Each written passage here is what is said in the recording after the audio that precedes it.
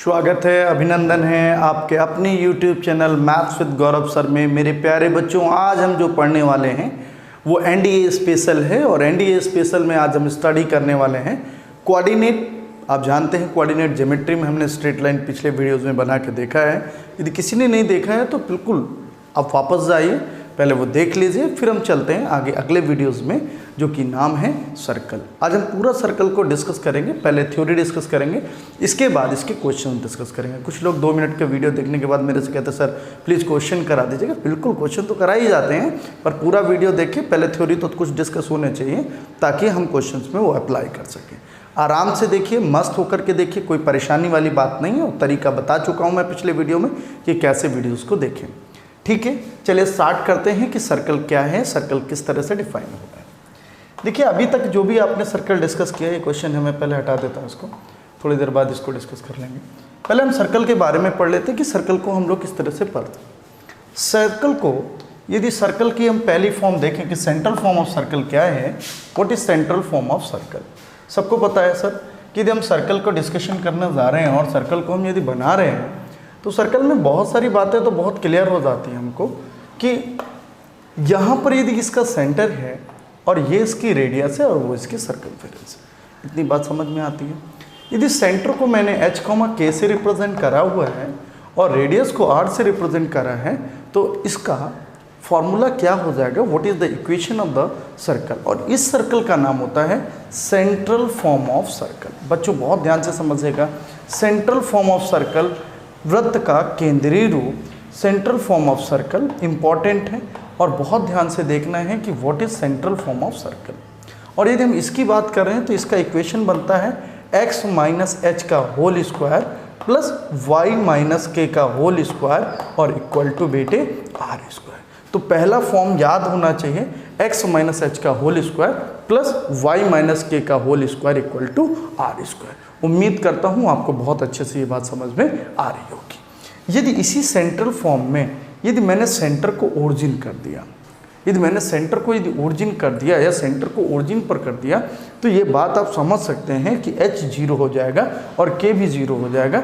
इसका फॉर्मूला बन जाएगा x square plus y square बराबर r स्क्वायर। मतलब इस सर्कल को हम लोग कह सकते हैं कि ऐसे वृत्त का समीकरण है, ये ऐसे सर्कल का इक्वेशन है जिसका सेंटर 0,0 होगा और रेडियस r होगी।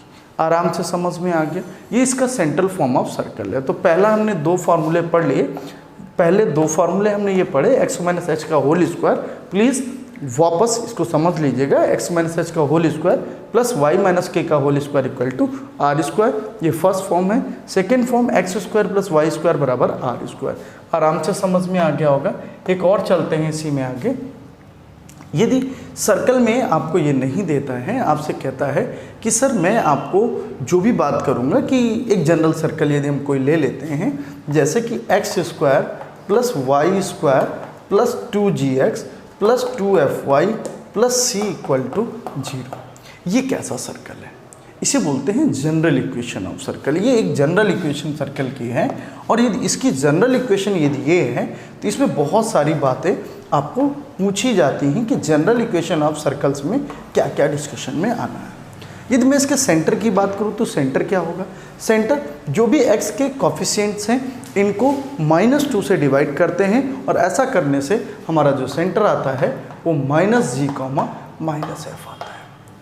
तो यहाँ से हम ये कह सकते हैं कि सर इनका सेंटर -g, -f और इसका रेडियस क्या होगा, रेडियस अंडर रूट जो अपने सेंटर्स निकाले उनका स्क्वायर्स करके ऐड कर दीजिए और जो भी पार्ट सी है उसको आप माइनस कर दीजिए। यहाँ से निकल के आता है जनरल इक्वेशन ऑफ सर्कल। अब लोगों ने मेरे से एक बार क्वेश्चन पूछा कि सर ये बात नहीं समझ में आती कि सर्कल को भी डिफाइन कर सकते हैं कि कैसा सर्कल होगा, रियल सर्कल होगा, इमेजिनरी सर्कल होगा, जीरो सर्कल होगा, कैसा सर्कल होगा, इस बात पर क्या डेफिनेशन हो सकती है। तो बच्चों, मेरे प्यारे बच्चों, ये बात आपको समझनी चाहिए कि सर्कल यहाँ पर 3 तरह का हो सकता है। यदि मैंने G square plus F square minus C को पॉजिटिव रखा तभी तो रियल सर्कल होगा, और यदि ये नेगेटिव हो गया, लेस देन 0 हो गया तो ये इमेजिनरी सर्कल हो जाएगा। ये रियल सर्कल और ये क्या हो गया बेटे, इमेजिनरी सर्कल। और यदि मैंने G square plus F square बराबर सी कर दिया तो ये कौन सा सर्कल होगा? जीरो सर्कल होगा। ये शून्य वृत्त कहलाता है, ये जीरो सर्कल कहलाता है, पॉइंट सर्कल कहलाता है। तो ये पॉइंट सर्कल आप कह सकते हैं इसको।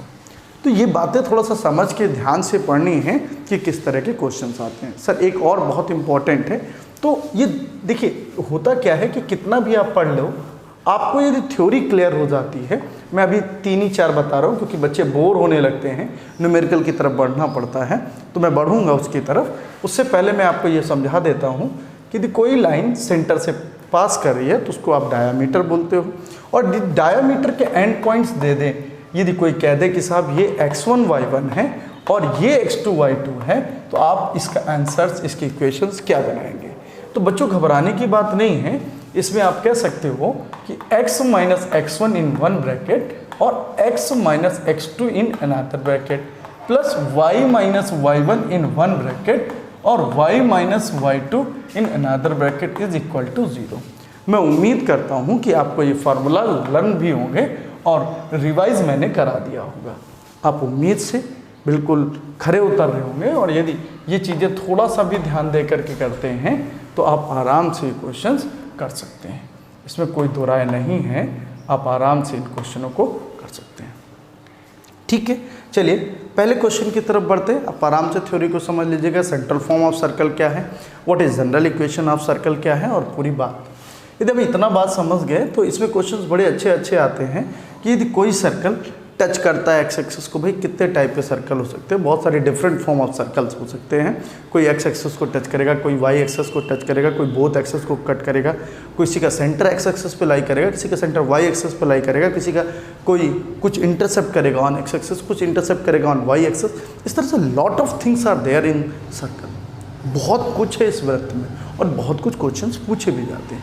हमने कुछ क्वेश्चंस चुने हुए हैं जो एग्जाम से पीछे आए हुए हैं या आने की संभावना है, उसी के साथ उनकी थ्योरी भी ख़त्म करेंगे, क्योंकि एक संभावना होती है यूट्यूब में कि भाई उतना ही आप काम कर सकते हैं या उतना ही बोल सकते हैं जितना समझ में आए।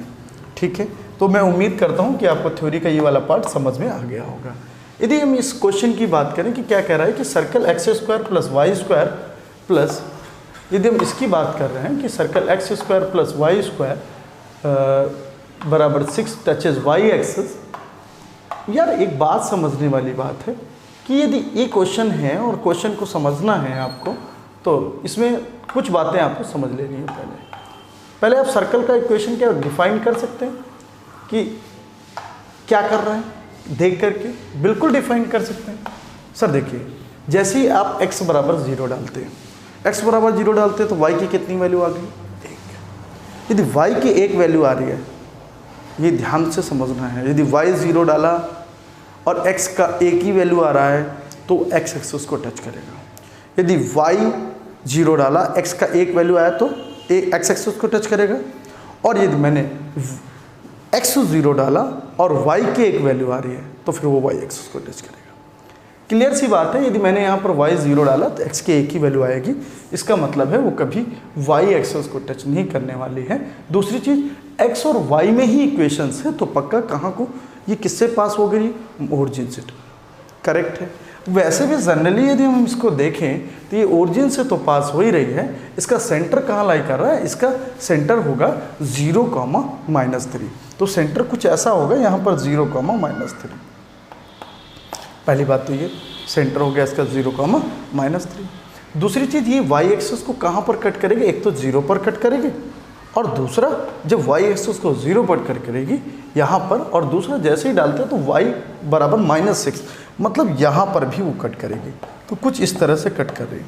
तो मतलब हमारा ये यहाँ से देख सकते हैं आप आराम से फिगर कि हमने सेंटर निकाल लिया। सेंटर क्या है? 0,-3, और ये y का कोऑर्डिनेट। इसका मतलब x एक्सिस को कहाँ पर कट करती है? मूल बिंदु पर। तो बहुत आसान है और आसानी से बात समझ में आ जानी चाहिए। जो हमने बात पहले बोली कि y को 0 डाला तो x की 1 वैल्यू आई, इसका मतलब वो x एक्सिस को टच करने वाली है।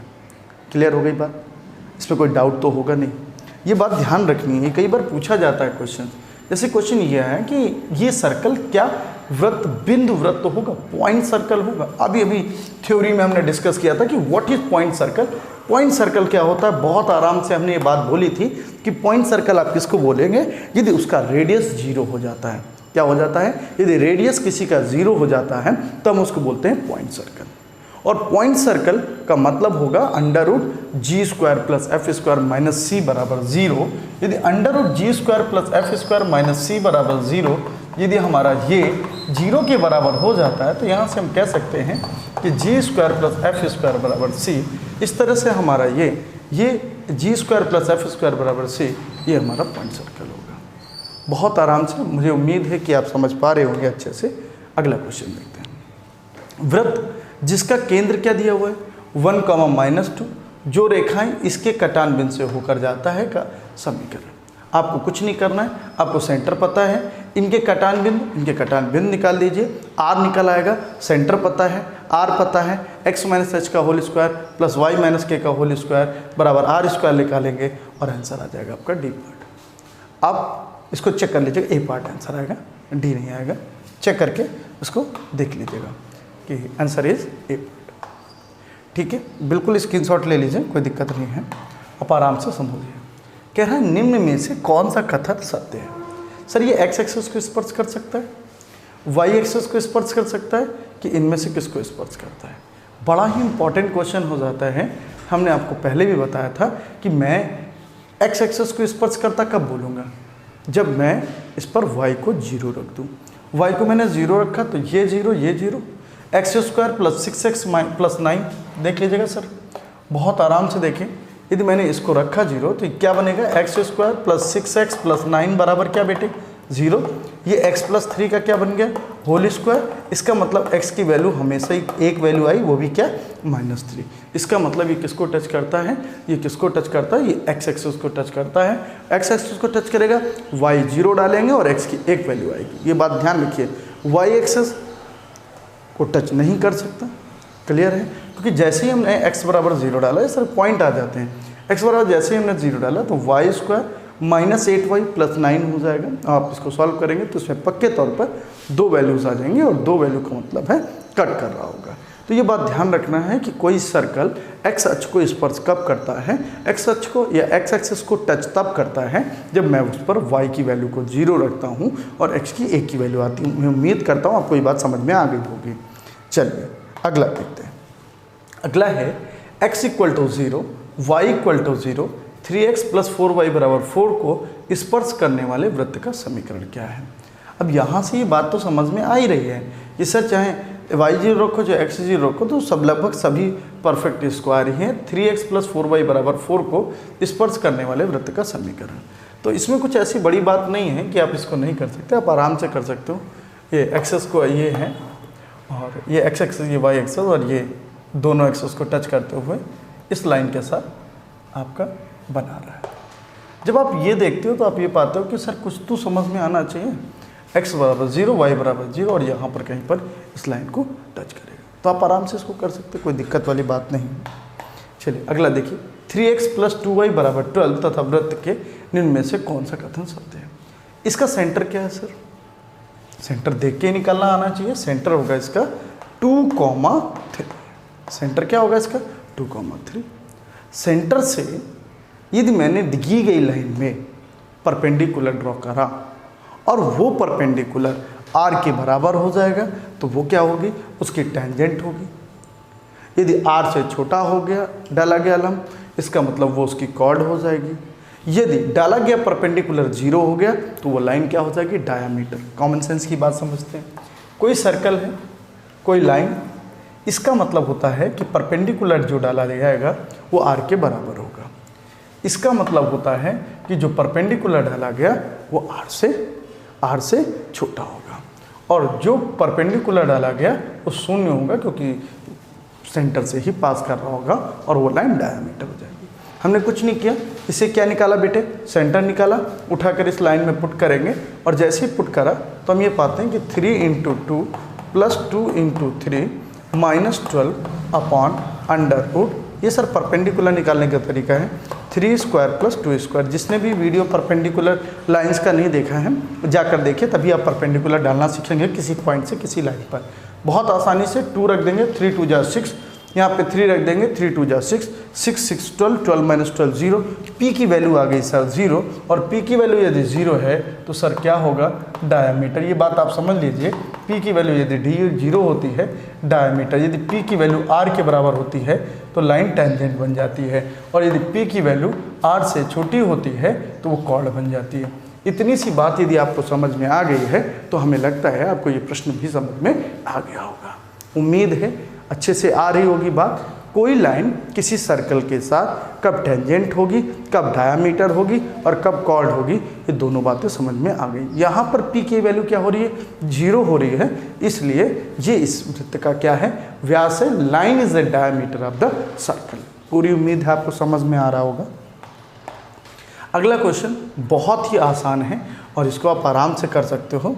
आप स्क्रीनशॉट ले लीजिएगा, आराम से करिएगा, फिर मेरे को बताइए आ रहा है कि नहीं आ रहा है। ये क्या लिखा हुआ है, यदि वृत्त 4,5 से गुजरे तथा उसका केंद्र बिंदु 2,2 हो तो उसका समीकरण बताइए। बच्चों सेंटर हमें केवल पता चल जाए 2,2, इसका मतलब माइनस का 4x होगा और माइनस का 4y होगा। मैं ऐसे कह सकता हूँ, इसमें -2 का मल्टीप्लाई कर दूँ, -2y, -2x का -2y का, तो -4x -4y पक्का होगा। यदि -4x -4y किस में गिवन है, या तो इसमें गिवन है या तो इसमें गिवन है, केवल 2 ही में तो गिवन है सर, और तो सर कहीं है नहीं, तो सेंटर तो यहीं बने। दूसरी बात, क्या ये 4,5 से गुजरता है, यदि हमने यहाँ पर रखा तो 4 चौको 16, 5 25, 4 चौको 16 और 5 25, यहाँ रखा 4 चौको 16 तो 4 चौको 16 कैंसिल हो जाएगा, यहाँ 5 25 है, 25 5 30 हो जाएगा, और ये 5 चौको 20 तो कटेगा नहीं। ऊपर रखा, ऊपर सेटिस्फाई कर जाएगा, तो इसलिए 4,5 यहाँ सेटिस्फाई नहीं कर रहा है, answer will be this part. दूसरा तरीका क्या हो सकता है कि भाई केंद्र बिंदु ये है और जिस पॉइंट से गुजर रहा है ये, यहाँ से आप रेडियस निकाल सकते हैं। रेडियस क्या होगा, रेडियस √4 - 2 का होल स्क्वायर, 5 - 2 का 4 - 2 का होल स्क्वायर और 5 - 2 का होल स्क्वायर, तो 3 का होल स्क्वायर। यहाँ से आ जाएगा कितना, 4 और 9 4 13 √13, और सबको पता है x - 2 का होल स्क्वायर प्लस y - 2 का होल स्क्वायर बराबर √13 का होल स्क्वायर। और यदि हम ऐसा कर रहे हैं तो हम ये पा रहे हैं x² 4 - 4x plus y² + 4 - 4y = 13। और यहाँ पर हम लोग कैलकुलेट करके देख पा रहे हैं कि x² + y² - 4x - 4y - 5 = 0। इस तरह से हम लोग इक्वेशंस क्या पाते हैं कि B will be the right answer.